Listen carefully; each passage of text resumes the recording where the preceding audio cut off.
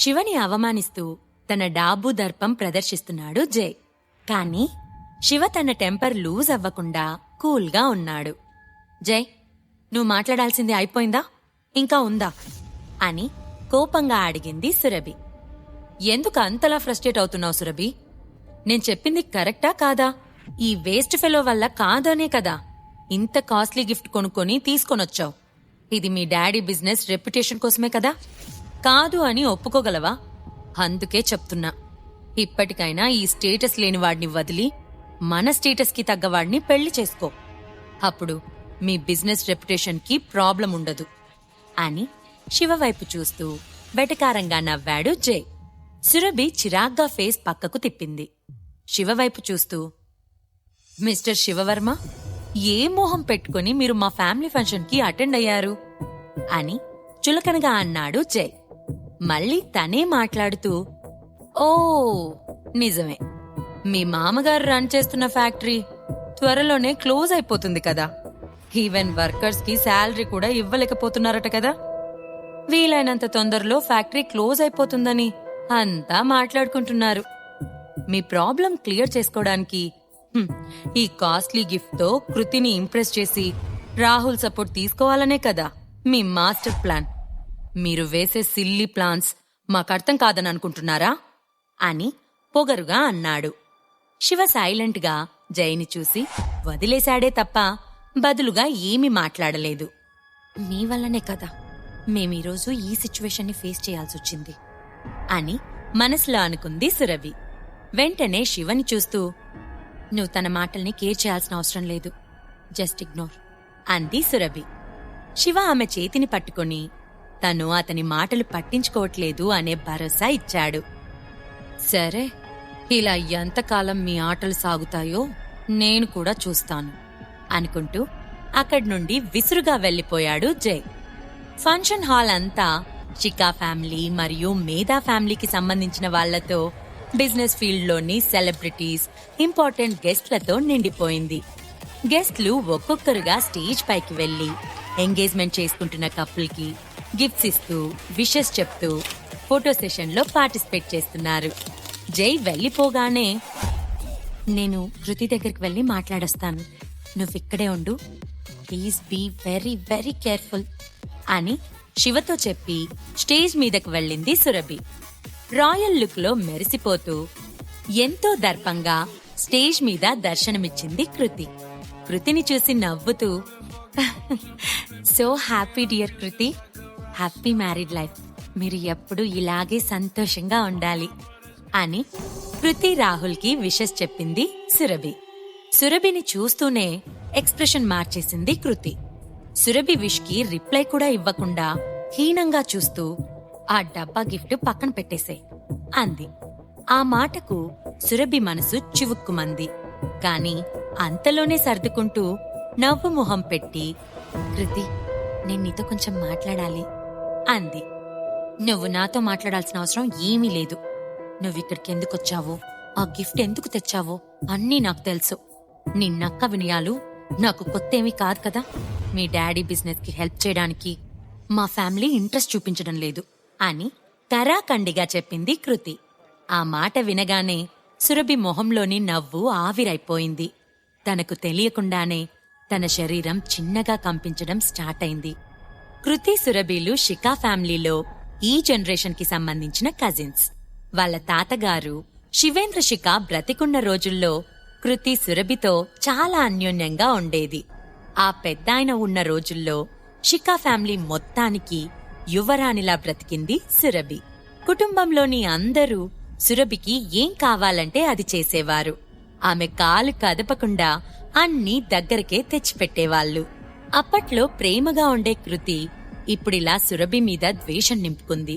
ఒకప్పుడు సురభితో మాట్లాడకుండా ఉండటం కష్టంగా భావించిన కృతి ఇప్పుడు ఆమె ప్రెజెన్స్ ని కూడా భరించలేకపోతోంది. స్టేజ్ మీదనే ఉండి ఇదంతా గుర్తు చేసుకున్న సురభి మళ్లీ బాధని దిగమింగుకొని వచ్చిన పనిని ఎలా అయినా సాధించాలనే దృక్పథంతో కృతిని అభ్యర్థించే పనిలో పడింది. ఇదంతా స్టేజ్ కింద నుండి చూస్తున్న శివ తట్టుకోలేకపోయాడు. భార్యకి జరుగుతున్న అవమానాన్ని సహించలేకపోయాడు. శివ కూర్చొని ఉన్న టేబుల్ దగ్గరలోనే షికా ఫ్యామిలీలోని మిగిలిన అల్లుళ్ళందరూ కూర్చొని ఉన్నారు. వాళ్ళందరికీ షికా ఫ్యామిలీకి అల్లుళ్ళుగా ఉండడానికి కావలసిన స్టేటస్, అర్హత ఉంది. అందరూ తాపీగా కూర్చొని వారి వారి బిజినెస్ల గురించి గొప్పలు చెప్పుకుంటూ టైంపాస్ చేస్తున్నారు. కాని అక్కడే ఉన్న శివని మాత్రం కనీసం పలకరించేవారే లేరు. ఇంతలో మళ్లీ అటువైపుగా వచ్చిన జై వారిని చూస్తూ, హలో గాయ్స్, ఇలా రండి, అందరం కలిసి ఎంజాయ్ చేద్దాం, లెట్స్ హావ్ ఫన్ అని అందరికీ డ్రింక్ ఆఫర్ చేశాడు. జై అక్కడికి రాగానే షికా ఫ్యామిలీ అల్లుళ్ళందరూ లేచి నిల్చొని హాయ్ జై, హాయ్ అని పలకరిస్తూ అతి వినయం ఒలకబోశారు. షికా ఫ్యామిలీ పెద్దాయన శివేంద్ర షికాకు 3 కొడుకులు. పెద్ద కొడుకు అనుదీప్ షికా, రెండవ కొడుకు శ్రవణ్ షికా, మూడవ కొడుకు యశ్వంత్ షికా. ఈ యశ్వంత్ షికా కొడుకు జై షికా. ఇంటికి పెద్ద కొడుకు అనుదీప్ కావడంతో షికా ఫ్యామిలీ వ్యవహారాలన్నీ అతనే దగ్గరుండి చూసుకుంటున్నాడు. అటు ఆస్తి, ఐశ్వర్యం, బిజినెస్ అన్నీ తన చెప్పు చేతల్లో ఉంచుకున్నాడు. ఆఖరివాడు యశ్వంత్ షికా. పెద్దన్నకి ఏమాత్రం తీసిపోడు. ఐశ్వర్యం, పలుకుబడి, బిజినెస్ వరల్డ్ లో దూసుకొనిపోతూ ఫ్యామిలీ అంతటిని ఎప్పటికప్పుడు ఆశ్చర్యపరుస్తూ ఉంటాడు. ఇక మధ్యలో వాడే సురభి తండ్రి. సాధారణంగా కొంచెం మెతక మనిషి కావడంతో అతన్ని అందరూ తొక్కిపెట్టి కుటుంబంలో పెద్దగా ఆస్తులు రానివ్వకుండా చేసి చివరికి ఇంటి నుంచి బయటకు వెళ్లగొట్టారు. యశ్వంత్ షికా వారసుడిగా, షికా ఫ్యామిలీ 3వ తరంలోని వారసుడిగా ఆ కుటుంబంలో జై స్థానం ప్రత్యేకం. ఆ ఇంటి అల్లుళ్ల కన్నా కూడా జై సంపదలో పై స్థానంలో ఉన్నాడు. అందుకే అతనిని చూడగానే అల్లుళ్ళందరూ లేచి నిల్చున్నారు. కాని శివ మాత్రం అలానే కూర్చొని ఉన్నాడు. అది చూసిన జైకి చాలా కోపమొచ్చింది. హలో వేస్ట్ ఫెలో, ఏంటలా చూస్తున్నావు? నా హోదాకి కుళ్ళుకుంటున్నావా అని అడిగాడు జై.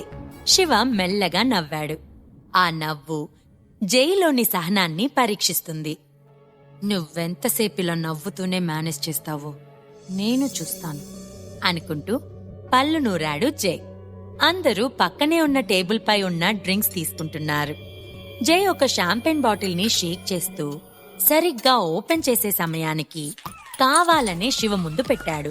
అంతే, ఆ షాంపెన్ బాటిల్లోని వైన్ అంతా కూడా శివ మొహం పైన పడింది. అది చూసి జై పక్కనే ఉన్న వాళ్ళందరూ పెద్దగా నవ్వారు. జై కూడా శివని చూస్తూ వెటకారంగా నవ్వాడు. జై చేసిన పనికి శివకి కోపమొచ్చింది. అతనిలోని సహనం తగ్గిపోతుంది. అతని కళ్ళు కోపంతో ఎర్రటి నిప్పుల్లా వెలుగుతున్నాయి. వాళ్ళని ఎదిరించడం అతనికి చిటికెలో పని. అతని లోపలున్న శక్తులు అతనికి మళ్లీ సాయం చేసేందుకు సిద్ధమవుతున్నాయి. కాని అతను మాత్రం ధ్యానం చేస్తున్నట్టు కళ్ళు మూసుకున్నాడు. తన భార్య సురభి మామగారి వ్యాపారాలు నిలబెట్టడం కోసం చేస్తున్న ప్రయత్నం గుర్తుకువచ్చి ఎట్టి పరిస్థితుల్లో అయినా తన శక్తులు అక్కడ ఎటువంటి అలజడి సృష్టించకూడదు అనుకున్నాడు. మొహంపై పడిన వైన్ని అక్కడే ఉన్న టిష్యూస్తో తుడుచుకుంటున్నాడు. శివకు ఉన్న సూపర్ పవర్స్ ఇంకా ఎవ్వరికీ తెలియదు. ఆ పవర్స్ ని శివ ఉపయోగిస్తే ఏదైనా జరగొచ్చు. వీడేంటి ఇంత చేసినా కూడా ఏమాత్రం చలనం లేకుండా ఈ అవమానాలన్నీ భరిస్తున్నాడు? అంతేలే, రూపాయికి తిక్కానా లేనివాడు మమ్మల్ని ఎదిరిస్తే ఏం జరుగుతుందో వీడికి బాగా తెలుసు. కాని వీడికి ఈ అవమానం చాలదు అనుకున్న జై అప్పటికప్పుడు ఒక పథకాన్ని రచించాడు. వైన్ అంతా శివం మొహంపై, అతని డ్రెస్ పై పడటంతో అతని నుంచి వైన్ వాసన గుప్పున వస్తోంది. శివ వేరే చోటికి వెళ్దామని లేచాడు. అనుకోకుండా వెనకాలే జై కూడా బయలుదేరాడు. అది గమనించిన శివ సడన్ గా వెనక్కి తిరిగాడు. ఏమైందో కాని శివ చూసిన చూపుకి జై కాలు జారి బ్యాలెన్స్ కంట్రోల్ చేసుకోలేక పక్కనే ఉన్న టేబుల్ మీద మందు బాటిల్స్ పైన పడ్డాడు. అతని బరువుకి ఒక్కసారిగా ఆ టేబుల్ మీదున్న బాటిల్స్ అన్నీ కింద పడి పగిలిపోయాయి. లిక్కర్ బాటిల్స్ అన్నీ పగిలిపోవడంతో ఆ ప్లేస్ మొత్తం వైన్ వరదలా పారడం మొదలైంది. మద్యం వాసన గుప్పమంటుంది. సెకండ్స్ లో ఇదంతా జరిగిపోవడంతో అందరి అటెన్షన్ ఆ ప్లేస్ పైన పడింది. విపరీతమైన కోపంతో శివని చూస్తూ, నీకెంత ధైర్యముంటే నన్ను కింద పడేస్తావ్ అంటూ బిగ్గరగా అరిచాడు జై. ఏం జరుగుతుందిక్కడ అని పెళ్లికొడుకు రాహుల్ కూడా వాళ్ళ దగ్గరికి వచ్చాడు. అతని వెనకే కృతి, సురభిలు కూడా వచ్చారు. చూడండి, ఎంతో ఆనందంగా జరుగుతున్న మీ నిశ్చితార్థాన్ని చూసి ఓర్వలేని శివ ఏదో ఒక గొడవ చేయాలని నాతో గొడవకు దిగాడు. కావాలనే పార్టీ అంతా నాశనం చేశాడు అన్నాడు జై. రాహుల్ తన కోపాన్ని అణుచుకుంటూ, Shiva, are you out of your mind అని అడిగాడు. నేనేం చేయలేదు, కనీసం అతని వేలు కూడా నేను టచ్ చేయలేదు అని చెప్పాడు శివ. నువ్వు చెయ్యందే జై ఎందుకలా అంటాడు అన్నాడు రాహుల్. నిజంగా నా తప్పేం లేదు, కావాలంటే ఇక్కడున్న వాళ్ళని అడగండి అని కూల్గా చెప్పాడు శివ. బావగారు, శివ అబద్ధం చెప్తున్నాడు. నేను ఈ ఇంటి అల్లుళ్ళందరినీ వైన్ తాగడానికి రమ్మని పిలిచాను. శివ ఎక్కడి నుంచొచ్చాడో తెలీదు. రావడంతోనే నాతో గొడవకు దిగాడు. అది మన ఫ్యామిలీ వాళ్ళంతా దగ్గరుండి చూశారు అని అన్నాడు జై. రాహుల్ వాళ్ళ వైపు చూశాడు. అక్కడున్నదంతా శిఖా ఫ్యామిలీ మెంబర్స్. వాళ్ళందరికీ శివ అంటే చిన్న చూపు. జైతో సత్సంబంధాలు ఉండాలని ఎప్పుడూ ప్రయత్నిస్తూనే ఉంటారు కనుక వాళ్ళందరూ కూడా, అవును, జై చెప్పింది నిజం, శివ బాగా డ్రింక్ చేసున్నాడు. అతను వచ్చేటప్పుడు ఊగుతూ వచ్చాడు. కావాలనే జైని కింద పడేశాడు అని అబద్ధం చెప్పారు. కావాలంటే మీరే చూడండి, అతని దగ్గర ఘాటైన వైన్ వాసన వస్తుంది. అతను తాగడమే కాక తన మీద కూడా పోసుకున్నాడు అని జై ఇంకా ఎక్కించి చెప్పాడు. వాళ్ళు మాట్లాడేది విన్న తర్వాత శివకి ఇక తనని తాను నిరూపించుకోవాల్సిన అవసరం లేదు అనిపించింది. ఎందుకంటే అక్కడ తన మాట ఎవ్వరూ నమ్మరన్న విషయంపై క్లారిటీ వచ్చేసింది. శివని అసలు ఈ ఫంక్షన్కి ఎవరు ఇన్వైట్ చేశారు? మన కుటుంబానికి ఇలాంటి వాడిని అల్లుడుగా తీసుకొనొచ్చినందుకు శ్రవణ్ణి అనాలి. అయినా ఈ సురభికి కూడా బుద్ధి లేదు అని నానా మాటలు అనడం మొదలుపెట్టారు అక్కడున్న గెస్ట్లు. నేను ముందు నుంచే నీకు వార్న్ చేస్తూ వచ్చాను శివ, కొంచెంసేపు పార్టీలో జాగ్రత్తగా ఉండలేకపోయావా అని అరిచింది సురభి. కోపంతో ఆమె మొహం ఎర్రగా మారింది. తన చెల్లెలు కృతి, ఆమె భర్త రాహుల్తో తన తండ్రి వ్యాపారం గురించి చర్చించాలి అనుకున్న సురభి ఇంత గొడవ జరిగాక ఇంకేమీ మాట్లాడలేకపోయింది. చూడు సురభి, నువ్వు మీ ఆయన ఇద్దరు కలిసి రాహుల్కి క్షమాపణలు చెప్పండి అని అన్నాడు జై. ఆమె కన్నీళ్లతో శివ వైపు చూసింది. ఆమె కోసం క్షమాపణ చెప్పడానికి ముందుకు వచ్చి కొత్త జంట వైపు చూస్తూ, కృతి, రాహుల్, మీ జీవితంలో ముఖ్యమైన ఈ రోజున నా వలన జరిగిన ఈ గొడవకి నేను మిమ్మల్ని క్షమాపణ అడుగుతున్నాను. ఐఎమ్ ఎక్స్ట్రీమ్లీ సారీ అన్నాడు శివ. అది చూసి జై వంకరగా నవ్వుకున్నాడు. శివ పక్కన చేరి, చూసావా నిన్నెలా అవమానించాను అన్నాడు జై. పార్టీకి చాలా పెద్ద పెద్ద వ్యాపారవేత్తలు వచ్చారు. వాళ్ళందరి ముందు పరువు పోయినట్లుగా రాహుల్కి అనిపించి శివ వైపు తిరిగి, లైఫ్లో ఇంకెప్పుడు నాకు కనిపించకు, వెళ్ళిపోయిక్కడ్నుంచి అన్నాడు రాహుల్. దీర్ఘంగా నిట్టూర్పు విడిచి చుట్టుపక్కల ఎవ్వర్నీ పట్టించుకోకుండా ఆ హాల్ నుంచి బయటకి నడిచాడు శివ. అతను బయటకు వెళ్లేటప్పుడే సురభి దగ్గరికి వచ్చిన జై, ఇలాంటివాడు నీకు అవసరమా? ఇప్పటికైనా ఆలోచించు, కొంచెం కూడా మేనర్స్ లేదు వీడికి అని ఉచిత సలహా ఇచ్చాడు జై. ఆ మాటలు పట్టించుకోకుండా బయటకు నడిచింది సురభి. రిసార్ట్ బయట తన ఎదురుగా ఉన్న ట్రాఫిక్ ని చూస్తూ సురభిని అప్సెట్ చేశాను అని ఆలోచిస్తూ ఉన్నాడు శివ. సరిగ్గా అప్పుడే వెళ్దాం పద అని సురభి తన పక్కకి వచ్చి నించుంది. ఆమె అంత త్వరగా బయటికి రావడంతో శివ ఆశ్చర్యపోయాడు. ఏంటి సురభి, వచ్చేసావ్? ఫంక్షన్ ఇంకా అయిపోలేదు కదా అన్నాడు శివ. ఎంతైనా నువ్వు నా హస్బెండ్వి, నిన్ను అవమానిస్తే నన్ను అవమానించినట్టే కదా. ఇంకా సెల్ఫ్ రెస్పెక్ట్ చంపుకొని అక్కడుండలేను, అందుకే వచ్చేశాను అంది సురభి. సరే, మరి మీ నాన్నగారి బిజినెస్ ఏం చేద్దాం అని అడిగాడు.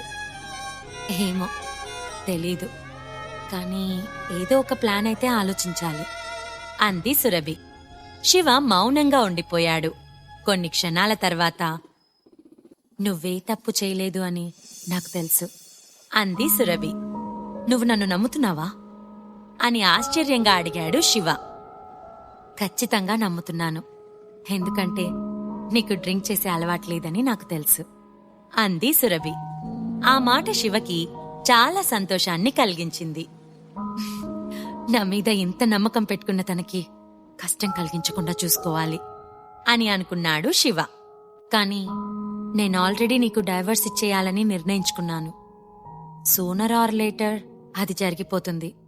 ఈ విషయంలో నన్నెవ్వరూ ఇన్ఫ్లుయెన్స్ చేయలేరు. నువ్వు కూడా మన మీద ఎక్కువగా హోప్స్ పెట్టుకోవద్దు అని శివని చూస్తూ చెప్పింది సురభి. అసలు శివకి సురభి ఎందుకు డైవర్స్ ఇవ్వాలని అనుకుంటుంది? ఇప్పుడు తన తండ్రి బిజినెస్ ని సురభి ఎలా కాపాడగలుగుతుంది? శివ లైఫ్ వీటన్నిటి వలన ఎలాంటి మలుపులు తిరగబోతోంది? ఈ ప్రశ్నలకు సమాధానాలు తెలుసుకోవాలంటే నెక్స్ట్ ఎపిసోడ్ వినాల్సిందే. క్రింద ఇచ్చిన లింక్ ని క్లిక్ చేసి పాకెట్ ఎఫ్ఎం యాప్ ని ఇన్స్టాల్ చేసుకోండి. Stay tune to pocket FM.